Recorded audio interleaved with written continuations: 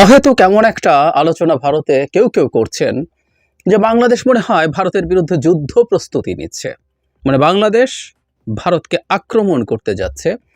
এরকম একটা কথা যদি কেউ বলে, এর চেয়ে উদ্ভট এবং হাস্যকর কোনো কথা হতেই পারে, এবং এই মুহূর্তে তো প্রশ্নই আসে না। কিন্তু ইন্ডিয়া টুডের একটা নিউজের প্রতি আমি আপনাদের দৃষ্টি আকর্ষণ করি। বাংলাদেশের কেউ কেউ এটা নিয়ে নিউজ করেছেন, শুধু সেটা না, আমাদের প্রধান উপদেষ্টার প্রেস উইংকে এটার জবাব দিতে হয়েছে। মানে হেডলাইনগুলো দুটো নিউজ তারা করেছে, মানে একটাও না। Bangladesh deploys Turkish drones near border, India on high alert, sources.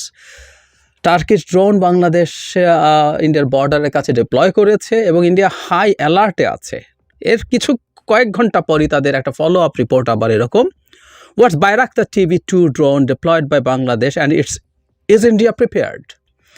মানে এই ধরনের হেডলাইন আমার মনে হয় একটা কথা খুব ক্লিয়ারলি বোঝা যায় যে তারা বাংলাদেশের এই ড্রোন আছে এবং এই ড্রোন ডিপ্লয় করছে, এটা নিয়ে মহাভারত অশুদ্ধ হয়ে যাচ্ছে এবং এটা একটা যুদ্ধ। মানে তারা অ্যালার্ট আছে এটা বলছে, আবার বলছে ইন্ডিয়া কি প্রিপেয়ার্ড কিনা, ইত্যাদি ইত্যাদি, এবং এই ড্রোন সম্পর্কে বিস্তর তথ্য তারা এখানে হাজিরও করেছে। যাই হোক, যেটা বলছিলাম, রীতিমতো আমাদের প্রধান উপদেষ্টা প্রেস উইংকে জবাব দিতে হয়েছে যে না, এরকম কোনো কিছু আমরা করিনি। আমি পাল্টা আর একটা কথা বা প্রশ্ন করতে চাই, আমরা যদি এটা করি তো আমরা ড্রোন কিনেছি, আমি আসবো এই ড্রোনের আলোচনা। আসলে আমি এইটার বাহানায় বাংলাদেশের সামরিক বাহিনীর হার্ডওয়্যার কি থাকবে এবং আমাদের সামরিক যে স্ট্র্যাটেজি সেটার সভারেন্টি নিশ্চিত করা নিয়ে আলাপ করতে চাই। আমি মনে করি হাসিনা উত্তর বাংলাদেশে এটা আমাদের সবচেয়ে গুরুত্বপূর্ণ কাজগুলোর একটা। আই রিপিট, সবচেয়ে গুরুত্বপূর্ণ কাজগুলোর একটা হচ্ছে আমাদের সেনাবাহিনীর মানে ওভারঅল স্ট্র্যাটেজি সার্বভৌম করে তোলা। শেখ হাসিনার সময় এই জায়গাটা খুবই কম্প্রোমাইজ ছিল, আমরা জানি। সো আসবো মানে ভারতের অ্যাটিটিউড এবং ভারত কেন এই ড্রোন মোতায়েন নিয়ে এই আওয়াজ তুলছে। এটা মিথ্যা হলেও এই আওয়াজের কোনো অর্থ নেই, এটা যদি সত্যও হয়ে থাকে এটা নিয়ে এত রিয়াকশান দেখানোর কিছু নাই। বাংলাদেশ ড্রোন কিনেছে এবং ড্রোন কিনে সে এটা বর্ডারের কাছে ওড়াতেই পারে, এটা কোনো ব্যাপার না। আমরা একটু ড্রোন নিয়ে আসি। বাংলাদেশ Bayraktar TB2, এই ড্রোনটা আমরা অনেকে চিনি যারা ইন্টারন্যাশনাল ইস্যুগুলো খেয়াল করি। আমাদের একেবারে সামরিক বিশেষজ্ঞ হতেই হবে তা না। আমি অবশ্য একটা কথা বলি, সেটা হচ্ছে আমরা যদি আন্তর্জাতিক রাজনীতি এবং ভূরাজনীতি বুঝতে চাই, আমাদের আসলে সামরিক বাহিনী সম্পর্কে, অস্ত্রশস্ত্র সম্পর্কে খুব ভালো ধারণা রাখতে হবে, না হয় আসলে এটা বোঝা যাবে না। আমার অন্য একটা চ্যানেল ছিল বা আছে, যাই বলি, ওখানে খুবই রেগুলার শেখ হাসিনার সময়ের জুলাই শুরু হওয়ার পর ওখানে আসলে আর কোনো কন্টেন্ট দেওয়া হচ্ছে না, জাহেজ টেক অন জিও পলিটিক্স, ওখানে এই কথাটা আমি রিপিটেডলি বলতাম। যাই হোক, একটু আসি এই ড্রোনটা বাংলাদেশ। আমি সোফার ঘেটে দেখলাম যে এখন পর্যন্ত 6টা কিনেছে। এটা খুবই আলোচিত একটা ড্রোন, কারণ এই ড্রোনের খুব উল্লেখযোগ্য কিছু সাফল্য আছে। যদিও ইউক্রেন যুদ্ধ ড্রোন কিভাবে ব্যবহৃত হবে সেই ধরনটাও পাল্টে দিচ্ছে। এটা হচ্ছে Bayraktar TB2, এটা টার্কিশ মেড একটা ড্রোন এবং এটা একটা কমব্যাট ড্রোন। কমব্যাট ড্রোন মানে হচ্ছে, আমরা যারা খুব জানি না তাদের উদ্দেশ্যে বলছি, অনেকেই নিশ্চয়ই জানি, সেটা হচ্ছে এগুলো অস্ত্র বহন করতে পারে। এগুলো Bayraktar TB2 কিছু বোমা এবং কিছু শর্ট রেঞ্জের এয়ার টু সারফেস মিসাইল নিয়ে যেতে পারে, সেগুলো দিয়ে সে আক্রমণ করতে পারে। আমরা আমেরিকান এরকম কমব্যাট ড্রোন অনেক আগে চিনেছি, প্রিডেটর, রিপার, এগুলো। Bayraktar's সুবিধা হলো এটা বেশ তুলনামূলকভাবে আমেরিকান ড্রোনগুলোর তুলনায় অনেক সস্তা, কিন্তু হাইলি এফেক্টিভ।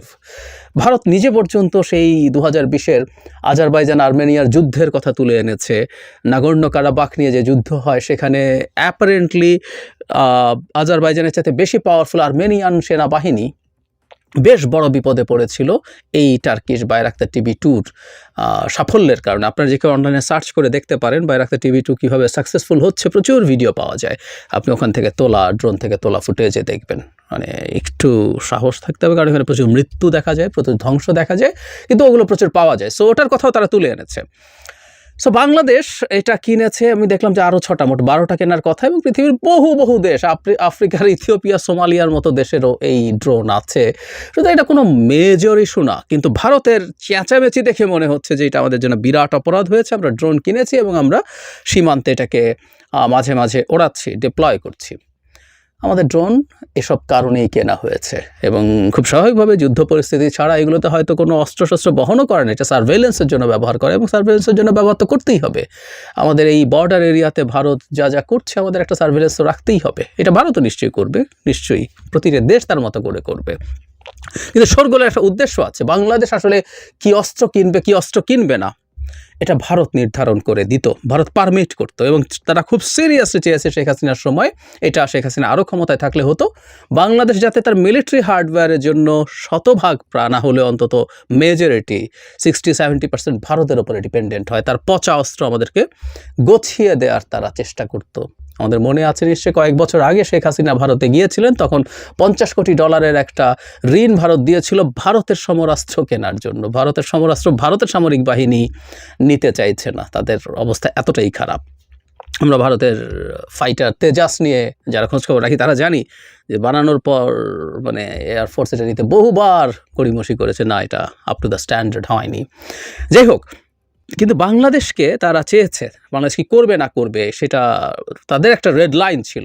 এর মধ্যে একটা গুরুত্বপূর্ণ রেড লাইনের কথা আমি উল্লেখ করতে পারি, সেটা হচ্ছে বাংলাদেশ যখন সাবমেরিন কিনেছিল, সেই সাবমেরিন কেনার পর ভারতের মিডিয়াতে প্রচণ্ড রকম তোলপাড় হয়েছিল। সার্চ করতে গিয়ে পেলাম যে ইন্ডিয়ান মিলিটারি কনসার্ন দেখাচ্ছে সাবমেরিন কেনার জন্য। শুধু সেটা না, আমি স্পুতনিক, রাশিয়ান একটা গুরুত্বপূর্ণ নিউজ মিডিয়া, সেখানে ভারতের এক্সপার্টরা বলছে এটাকে provocation. And I can clearly remember ওই সময় ভারতের প্রচুর টক শো হতো মিডিয়াগুলোতে, ইউটিউবে আমি দেখেছি, তারা বারবার একই প্রশ্ন করছে বাংলাদেশ কেন সাবমেরিন কিনতে হবে।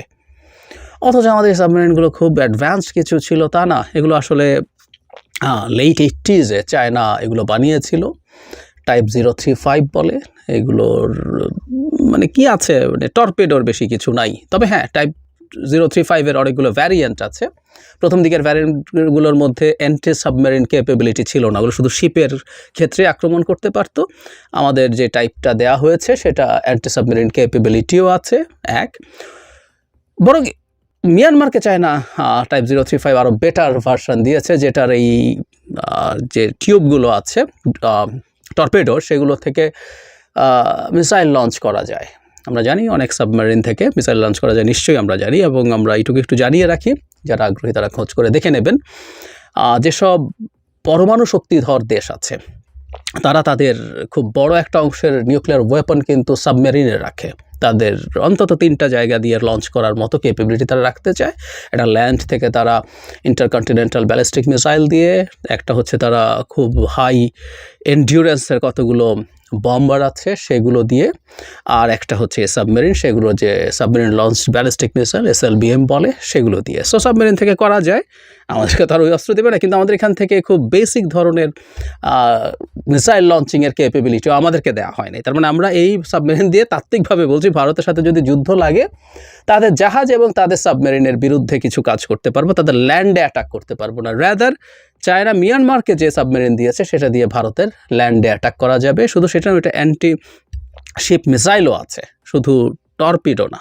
আমাদের মানে আপনি চাইলে ওই টিউবগুলোতে যে কোনো করতেন। সো টাইপ 035-এরও বেশ পুরনো একটা সাবমেরিন, এটাকে রিফারবিশড করে দিয়েছে এবং যে দাম নেওয়া হয়েছে আমি খুব ধারণা করি এটা গছিয়ে দেওয়া হয়েছে এবং চায়নাকে খুশি করার জন্য সরকার এটা কিনেছিল। এটা খুব বেশি ভালো এফেক্টিভ কিছু না, কারণ ওই সময়কার সাবমেরিনগুলো এত বেশি ইজিলি ডিটেক্ট করা যায়, ওই প্রযুক্তির অনেক অনেক পাল্টেছে। এটাকে কিছুটা আপগ্রেড করা হয়েছে বলা হচ্ছে, কিন্তু আসলে মনে হয় না এগুলো খুব ভালো অস্ত্র, এবং চায়নাকে খুশি করার জন্য তাকে টাকা দেওয়ার জন্যই সরকার এগুলো কিনেছে। এবং কেনা মানেই হচ্ছে এগুলোতে বিরাট মানে লোকসান, বিরাট চুরির সুযোগ থাকা, সেটা করেছে দেশের লোকসান করে। যাই হোক, ভারতের পর এসব তো শুধু করলোই না, ভারত মিয়ানমারকেও একটা সাবমেরিন দিল এবং তার সাবমেরিন ওয়ারফেয়ারের জন্য যাবতীয় ব্যবস্থা তাকে দিয়ে দিল। এটার উদ্দেশ্য হচ্ছে বাংলাদেশকে একটা শিক্ষা দেয়া। ফলে আমরা দেখতে পাচ্ছি বাংলাদেশ তার মতো করে কোনো সিদ্ধান্ত নেবে, সেই সিদ্ধান্ত আসলে নিয়ে উঠতে পারে না।